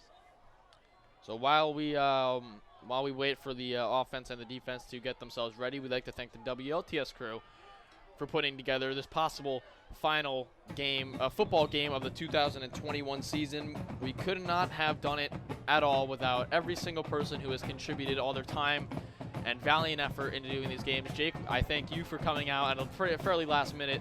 I'm prepared. No problem. Yeah, a fairly last minute call, but it was certainly an honor to. I would like to spread the love too. I want to say, great job by the band this year, the cheerleaders, all the parents, the staff. Let's spread the love all over. WTS, 30 years, putting up a great broadcast. And Keith, I know for the fall season, you're a senior this year. This could potentially be it. Well, anything, I'm going to open the floor to you as the old person here. How do your 4 years here? Anything special? Anything you could think of? Any thoughts? Are you talking about like football-wise? Well, just your 4 years of commentating, the way you've grown. I've seen you do a lot of stuff, and I don't know, just any thoughts on the season, or I mean, just for yourself. I mean, throughout the 4 years, it's certainly been nothing but a learning experience. I mean, my junior year, I shadowed you, my sophomore, my freshman year, and this is something that I have wanted to do for so long in my life. From sitting in front of my TV watching Yankee games and calling those and talking to myself to those, and it's always been a dream come true of mine to grow up with the team, or to start it off with the team. I grew up with all these kids throughout elementary school, and certainly a dream of mine to start it off where I grew up, and hopefully later in the future I'll be up in the big stage, but as of right now, we'll be up there together again. I hope, man. I seriously do. Yeah, I've seen you grow every year ever since we started, and you've gotten better and better each year. And I want to let people know too, this whole crew, there's a lot of work that gets done that gets put into this game, into every game that goes out. I don't think really people understand the amplitude or really what goes into one of these games. It really takes a lot, and you guys work hard all week, especially you guys wake up to school at 6 a.m. Sometimes you don't get out till 9, sometimes I didn't get out till like 5, 7, 6. You're working all day, and shout out to all you guys, the band, the team, the cheerleaders, the parents, the staff. Yeah, everyone really puts in a good effort for these games. I mean, enough of me. I mean, you said it perfectly.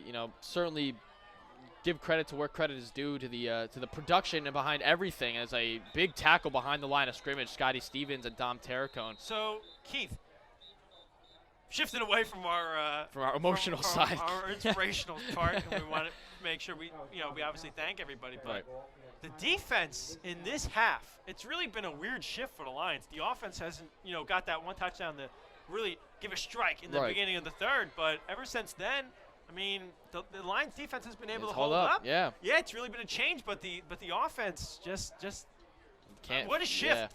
What a shift! I would have not expected that. I really thought the defense would have honed in, and maybe the offense would have got rid of them going. But I mean, they just can't seem to. I mean, like I said, when you get off that first down and you're making it 2nd and long, and you get into a 3rd and long, we've seen plenty of those, and I think that's one of the killers. They've been able to clean up a lot of self-inflicted mistakes. They did have that fumble, but I mean, they just haven't been able to catch fire in this 4th quarter. No. And 5 minutes and 50 seconds. Unfortunately, not plenty of time to really spark back. Unless there's a huge turnover here, Keith, and they go in for a touchdown and they come back again. Yeah, I mean, anything could happen, obviously. Otherwise, but as of now, it's tough. It's tough squeeze. The clock's the clock is not your friend right now. No. Especially with just under 6 minutes remaining of your last moments in your Lions jersey. It's something that these players are going to have to figure out as the ball is loose on the snap from O'Mara.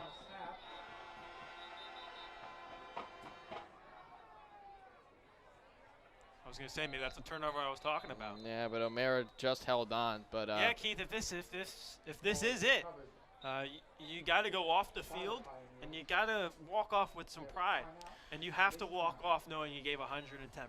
Yeah, that's all. That's what all these kids know what they did, and Don't leave it out. You got to leave it all out on the field. right. Don't bring anything back with you. You know what? Because this could be it. 14-27, 5:39 to go left in the game. And for some of these seniors out there, this could be it. And either you can make a spark happen and leave it all out there, win or lose. Just know that you left it out there. And every senior knows knows the emotions of what coming into this game meant. You know, this could possibly be all these kids' final games in their blue jerseys under the lights, and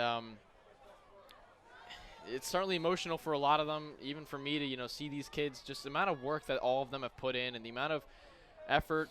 Jake, getting away from that now, I think we are seeing the first punt of the game. I'm almost positive we are. We are. That is right. All right. Almost a block. Almost blocked. Abode calls a fair catch in the backfield. I mean, yes, that was the first punt of the game, but I think it was smart because now they're downside to 10. Right. So yeah. it's going to be tough for the Lions, even if they want to try and capitalize with 5 minutes left to go. They're going to have to move quickly. That was a smart move by the Pioneers because they pinned them downside to the 15 or the 20. And, if they would have went for it, would have been inside the 50. So possibly the 40 if there was a turnover. They had the mistake one time. So smart move by the Pioneers, knowing where they're at in the game.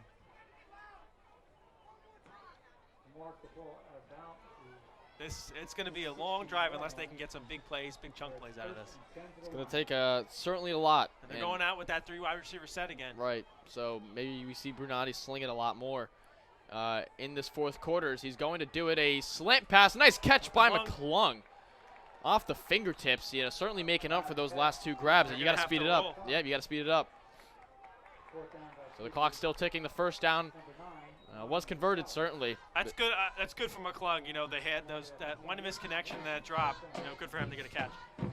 Now he's going to look to throw it again. He's going to quickly flip it to Abode, who has one man to beat. He's still on the sideline, stays in. Out of bounds. That's good awareness and a good fight too. To get on the sidelines. Yeah. So now you're out of bounds. That clock stops now. So now you can just breathe a little bit, get your play ready. Second and short. You got to get a first. You got to at least get some good chunky yards. That was good right because look, they haven't been able to do that all game. It's a 2nd and 1, 2nd and short. So that hasn't happened all game. Now he's going to hand it off to Perrone up the middle. Has the first down and tackled down at the 42. So the first down gain with 5 minutes to go. Lions are still going to have to hurry this up a little bit. I don't know. I don't think they're going to want to use any of their timeouts right now. Well, the clock stops every time, so it does give you a little extra oomph to get some stuff out, but they definitely have to move quickly. Two to his right, one to his left. Brunati's looking to his right side. He's in trouble. Nobody's open. And the flag is down. Maybe a holding. A nice catch on that right side by Abode, but there is a flag down. I believe it was a holding call on Dom Terracone. Everything was kept inside of them, and I really thought we were going to see at least a seam or maybe a strike downfield. So 4:45 to go, holding call on Terracone. Oh, man. So that draws the Lions fairly far back.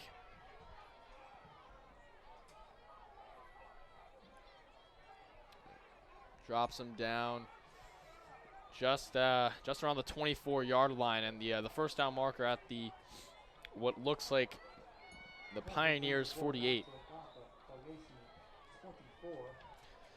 So certainly a lot of ways to go for the Lions to just try and come back from this, but as of now, not looking too great. 2 receivers out, 3 receivers out, I apologize. Brunati's going to sling it, and Abode can't get a hand on it. That's a couple times now that's happened.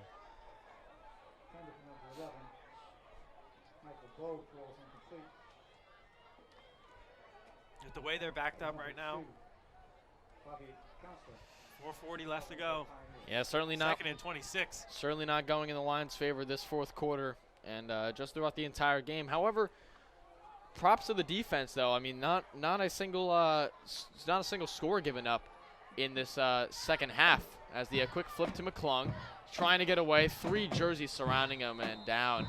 at the 28-yard line for a 3rd down. Keith, I did want to mention, though, if the Pioneers do come away with the win here with 4 minutes left to go in the game, Counselor's been I had him on my key watch all game. He's been absolutely dominant for the Pioneers. This run game in the first half dominated the Lacey's defense. They just couldn't get a hand on them. Time and time again, the Pioneers offense was able to come back, get the turnovers. There's a turnover. An interception. Just as soon as I was about to say it. Left side. And still fighting. And the Pioneers all game, the underdog in this one, the 6th seed, coming in trying to fight the Lions at their home stadium. They've been here to play. They came all day, and listen, give them huge credit for trying to pull this one out. Forrest Love with the interception, and he brings it all the way to just around the 5-yard line. I think that's that, and if could possibly be the dagger that could be it. That could be the seal of fate. But yeah, like I said, they came to play. Counselor came to play. He was all over the field. That running game for that offense, the way they were able to capitalize off of turnovers. Give huge credit to the Pioneers. Looks like that might be the dagger, and if it is, they'll move on next week for round 2.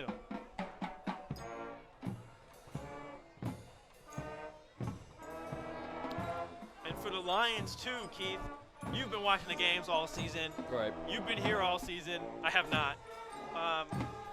What have you seen from the Lions team this year in the progression and the way they end the season? Something you've seen, some players that have improved this year. Anything you've seen? Well, we'll see right after this as Love tried to fight into the end zone. He got the touchdown. It looks like it's going to seal it, Keith. Yeah, that is going to seal. There's a flag on the field, however, after the or in the end zone after the play. Something that I've seen all year. It's got to be grit and heart into the sport. The progression, of course, is certainly one. Between all the juniors, this is a senior-heavy team this year. The juniors, they know what they're capable of, and what they're going to have to step into next year. The penalty's a face mask on the defense, but the heart and soul of this team is unmatched.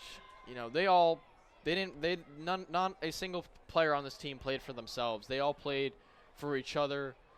They knew what each other had. They knew what season this was for everyone. Every single kid since 7 years old playing Pee-wee football, at Clune Park to now now playing some of their final minutes under the lights here at the Den. That's been the key this year for the Lions. It's just the amount of heart and hustle like they have played with this year is that's something that I'm glad I got to see firsthand every single game. But the progression shot away from that part, the progression side of it, that's all it is. It's the process. It's Coach V's the best at doing that, at developing these kids, and he's soaking in these final few minutes of the 2021 season and all these players on the sidelines as well. And Coach V knows what he has in for next year. So come soon. Come soon is the 2022 Lions and what they have to offer. But as of now, they're just going to soak in their final few minutes of their 2021 campaign. Yeah, at least for me, a couple of these players I've seen progress from freshman year to the senior year. And, hey, they've been dominant every year. They've progressed every year, and they've gotten better. So it's really just, like you said, I mean, they've just given it all they've got from when they were little to now. So it just leads all the way up to this moment. And unfortunately for the Lions, this is going to be a 1-4 since 2016 for playoffs right now. And yet another home loss. This would be the third home loss for the Lions inside their own stadium since 2016 in the playoffs. Yeah. So an unfortunate 2019 was the away one. Right. Yeah, and unfortunately, certainly not any way any team would want to go out at their home turf. But 34-14 in favor of Clearview. Just silence all around. Just everyone kind of just soaking in their final moments. I mean, what a football-heavy town this is, and certainly a game that a kids game that everyone in the world has such a big passion for. But nothing like Lacey, because everyone just loves this sport. Everyone loves this team. They all grow with each other. They're all with each other, and the amount of love the fans have given to this team and the amount of, patience that they have given. They know the process. They know this is just all one big progress, and what they showed out this year is something that certainly I will never forget, and neither will anyone else. And for Clearview, it looks like they're going to move on into the next round. I couldn't not get the story of the Shawnee-Hamilton game, but they're going to play one of those two teams. And, hey, great showing by them. Just time and time again stuck to their guns, and they prevailed. Unfortunately for them, assuming they come away with this victory, they're obviously in very good hands too. The only unfortunate part of them is the very long bus ride home. That's really it. The flag's gonna be on the field, but as the kick rolled out of bounds. But you got 60 miles out. 60 miles. Time to zone in on what you did right. Maybe take a nap. I don't know how you'd be able to do that after a good victory. See, I'm usually a nap guy on the bus. It's very uncomfortable. It's hard to do that after a good victory. But hey, that's right. It's time for self-reflect. Even though you won the game, what can you do next week to top it on and compete for round 2? Coming in as the underdogs this game, the 6th seed Shore Sports Network had Lacey in every single category of winning this game, and Clearview proved them wrong. That's just a way to end the season 2 times now that the Lions have been giving up big yards in the run game. Right, and just not able to capitalize. And certainly something that's going to stick with them. And the kids going off to college, this is something they're gonna rewatch this game. Yeah. Obviously, they're gonna rewatch their film, and this is something a chip on their shoulder that they're going to bring to college if they pursue football in college, and what they bring to the big stage. So D'Amelia's going to rush it up the middles. The Lions are still going to show some fight, and that's the best part about them. 3 minutes left. You're down by 3 touchdowns, and you're still showing fight. Nothing more you could ask for from this team. Yeah, and like I said, I think for these players right now, it's really about cherishing the moment. Right. And giving it the last 110% you have. You're really giving it all you got, leaving it out there, knowing you left it out there. You don't want to walk away with regret. You want to make sure you leave it out on the field. And obviously that's what the Lions have been doing. They've been doing it all game. Right. Listen, they've been hounding it all game. They've been giving it a good effort. It just hasn't been. It just haven't worked their way. It just hasn't executed the way they wanted. And you know what? Sometimes this is how it is. So rush up the middle, and but I mean, look at Terrico out there. He's still fighting. D'Amelia's still fighting, and that's just the way you got to play it. Just a brotherhood, man. It's just they're all with each other, and that's been the message. It's been the motto this entire year. Is just stick with each other, brothers in arms, and how you finish off the season with each other. I was gonna say too, Keith. They had a really good season this year. Right. Despite the loss, you got to don't throw everything to the wayside that happened this year. They had a lot of stuff that went well. Look at what happened. Coach V, 300th win. Right, exactly. So there's a lot of things to be happy about in the season, even if you come away with the loss. So right. Listen, put it out there for the seniors. It's probably your last game. 2 minutes to go, down 3 possessions, and just keep fighting. Let me look at a boat out there. Yeah. Just got to keep fighting, Keith. He was taken down just around the 31-yard line, but the heart and hustle of this team is unmatched. And for you too, we'll see who fills the void here. Yeah. Who might have to come back. Who takes over? Yeah, maybe it depends on what happens. But who takes over the headset next year? So we're gonna do that right now. So we're looking for positions. Hello.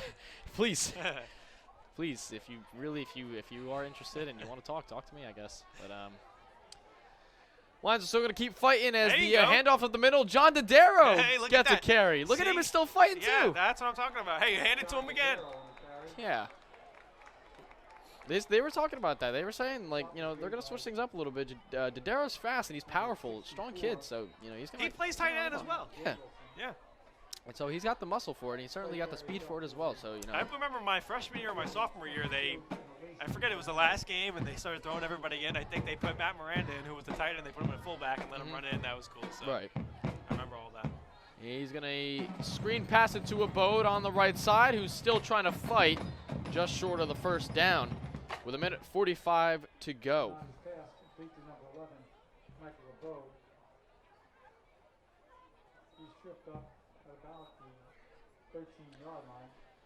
So with 1:30 left of the 2021 season winding down. Once again, we'd like to thank every single person, every single crew, or every single piece of crew that that has contributed to all the football games this year. Dodaro gets another rush. He's still bulldozing away. The ball is I think loose. he was down, but regardless. Oh, it looks like they're going to say that Clearview got it. Come on. He was running good. I was excited to see Dodaro get it in there. I thought he was down, but. Yeah, I thought he was too. But we'd like to thank every single person who has contributed it. They're all into this season, whether it be the marching band and the cheerleaders. Oh, no, he was down. Was he down? All right, Dodaro. Right back in this game. Okay. Right back in this game. The WLTS crew, you have done every single bit of your share to bring these games together. Of course, we'd like to thank Mr. Merman, who has done it himself. Brunai's going to look to throw it. He's going to flip it to the end zone and off the helmet of Terracone in the end zone with 51.9 to go. You know, not that it has anything to do with this game, but I remember the 2019 playoffs where they made it all the way against Wall. And they ran a Philly special. They ran all these different trick plays. They ran this like Philly special, but it was like in the midfield, and they bombed it downfield. And I remember it against Burlington. They had, I believe it was Kolachik. No, Bachetta was down, and Bachetta flipped it to Kolachik, and they didn't call it a touchdown, but he was halfway out. I mean, just like so many memories that the Lions have, and so many things to be proud of. This season and seasons prior. A handoff to Dodaro, trying to get that 6 points. Still fighting for it, but he was down. Give it to him again. Yeah, keep giving it to him, man. We want to see it. Third down with 40 seconds winding. You got to hurry it up. I want to see him score a touchdown. Either that or they'll give Bernardi. Man, one of those two. Close it out the season in a way you want to. Hey, like I said, you got to finish it with 110%. Leave it out there, and that's what they're doing. So nothing wrong with that. Dodaro is not behind Brunati, however, as he's going to look to throw it. A fade up. McClung tried to make a one-handed grab, but he just couldn't get it. 15 seconds left, as this will be the final play of the season for the Lions with 15 seconds left. I like the little fade there. Yeah, that was a good idea, but just a little bit overthrown, and the Lions could not come away with it. That would have been a really nice foul. That would have looked beautiful. That would have been great. He tried to hit him on a little of a back shoulder. Just McClung couldn't reel it in. But it was a little too high, but oh man, that would have been beautiful. I've seen Bernardi throw a lot of pretty passes out there this season. He's got the accuracy for it. He's got the arm. He can definitely hit on a dime at any time. Bernardi, one to his right, one to his left, two behind him. Goes with the pass again. And intended for a Bode who can't make the grab. Oh, I thought he had it. I thought he did too. They sold me. And that's how the season ends for the Lacey Lions. They had me. So I said, hey. Clearview's going to come out in their victory formation, kneeling the ball to end off and cap off the 2021 season. Clearview's going to move on to the semifinal round. Not sure who it is exactly going to be against yet. Hamilton or Shawnee. Hamilton or Shawnee, yes. Their game either is currently concluding or one of the two. Right. But we certainly would like to wish them the best of luck moving on later in this tournament. That's right. And for the Lions, just another year where it's all about the process and how you bounce back next year. But you know, a way to close the season out, giving it your all to the last 10 seconds of the game, and certainly a 2021 season that I or the fans or anyone else will never forget. For the Lions, you know, it hurts, but don't forget, you can't forget everything that happened this season, all the memories that happened this season for those seniors too. You gave it all you had, and you know, a loss is a loss, but the way they ended it, and I know they didn't capitalize, but the way they ended it, the way they were moving out there, definitely shows the passion and the heart they have for the team and each other.